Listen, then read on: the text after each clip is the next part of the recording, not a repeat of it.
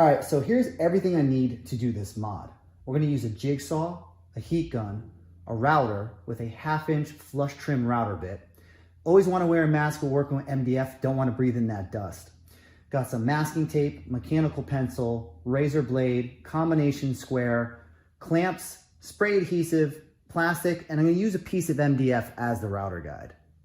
So I have a beautiful side panel and wanna make sure it stays that way. So we're gonna go ahead and protect the panel with the plastic and the masking tape. I'm gonna be doing all my cutting here. So I'm gonna cover this entire area with masking tape and cover the rest of the panel with plastic. All right, so our work area is covered in tape. Everything else is wrapped in plastic. Let's focus in on our cutting area.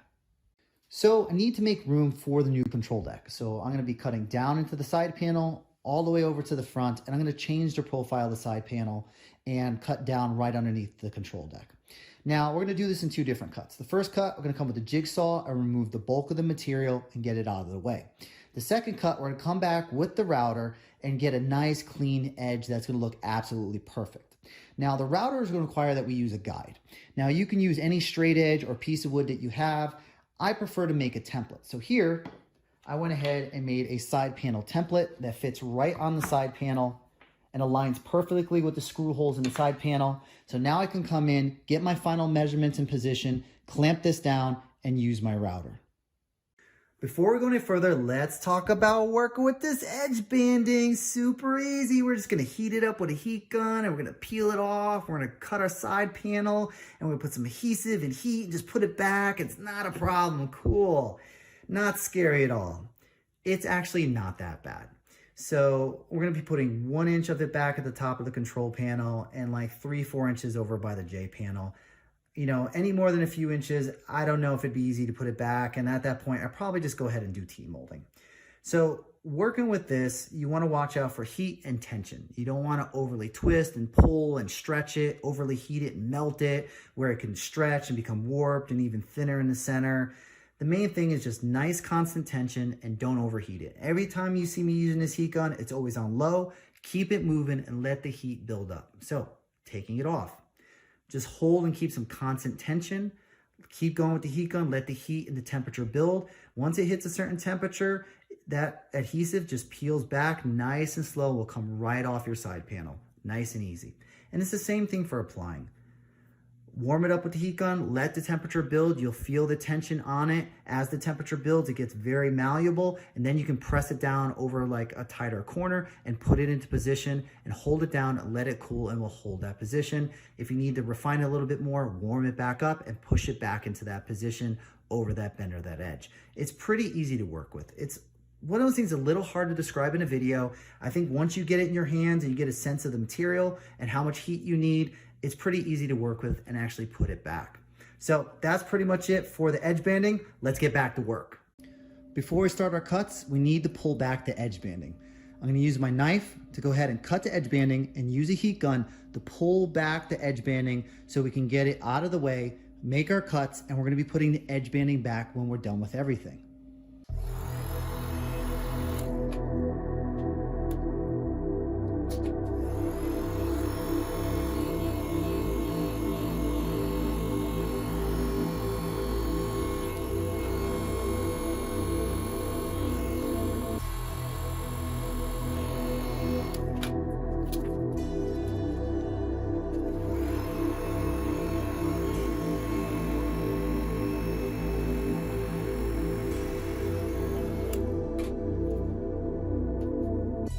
So now we have the edge banding pulled back and out of the way so we can begin cutting.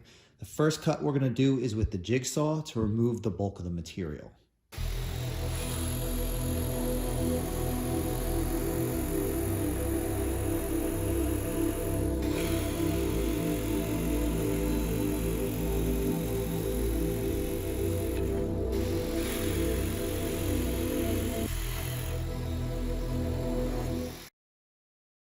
So you can see I cut a 1/4 inch away all the way around from our final cut line, because the rest of this we're gonna go ahead and do with the router.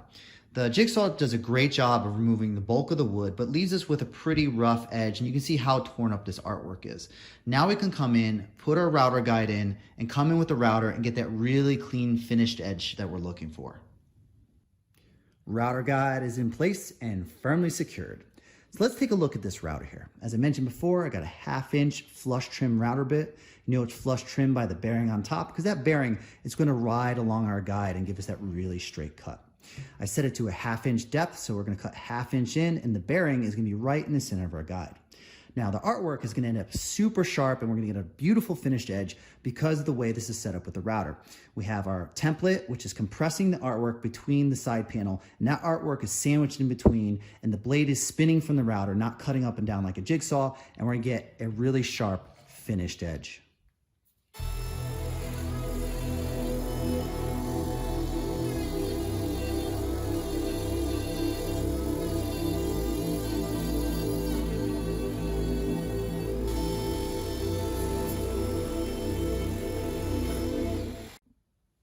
Hello, routered edge, looking good.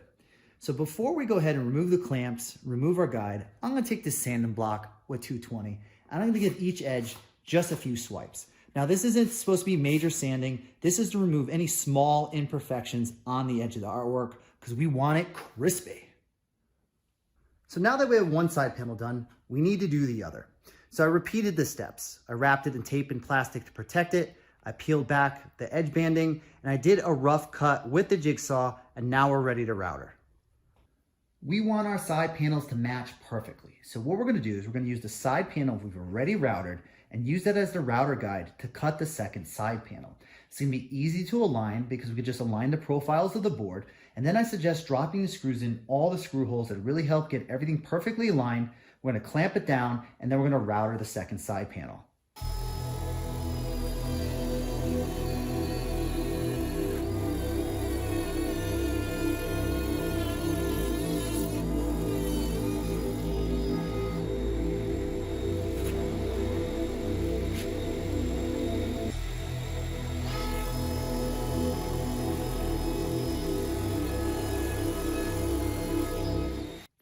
So the hard part's over. Everything's looking, thought I cut myself for a second because these edges are so sharp.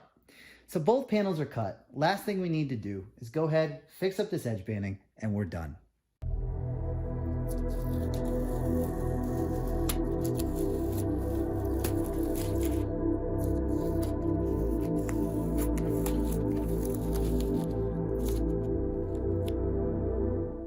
So the new control deck I built is gonna take up most of this area that I've actually cut out. So I don't have to put edge banding over everything. All I have to do is get the edge banding over this 90-degree turn here and maybe come down about a 1/2".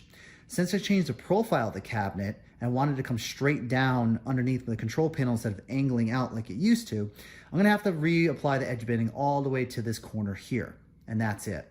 So to reapply the edge banding, I'm gonna go ahead and use this high strength contact adhesive, and I'm gonna wanna mask everything off because this does get messy when you do spray it. So now that everything is masked off, we have our two areas that we're gonna go ahead and apply the spray adhesive. Most important thing is here is we wanna mask off the sides of the panel and the sides of the edge banding. We don't want any overspray. We just wanna get it on the flat surfaces for good adhesion, and we don't want any glue residue along the edges. So you see here, going along the edge banding we're taped off, and even here on the edge banding as well. So everything should be nice and clean. I also trimmed back the edge banding because it was way too long. This extended all the way past here, and I need to just go past this panel, and then this piece only needs to go a 1/2". So that's it, let's get spraying.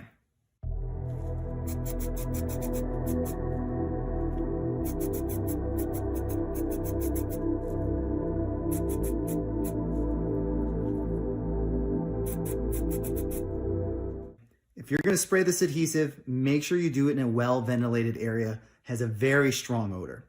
So now that it's applied, wait for it to just be a little bit tacky, and we're gonna remove the tape and look to put our edge banding back in place.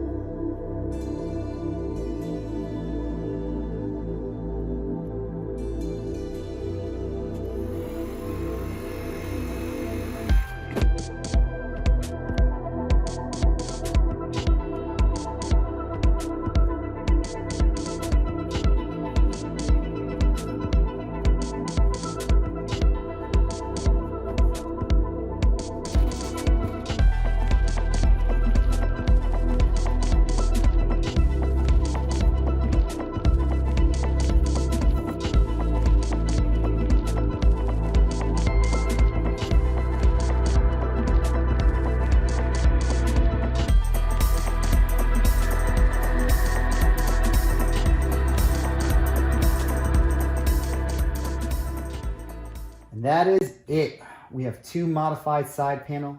These edges are looking crisp and sharp. This artwork is flawless. We got our edge banding back on. The only other things I did is I just trimmed back a little bit of extra edge banding, went ahead, took some rubbing alcohol and a microfiber cloth, cleaned up any extra adhesive on the edge if there was any, removed all the tape and plastic, and ready to get assembling. So that's it. Thanks for watching.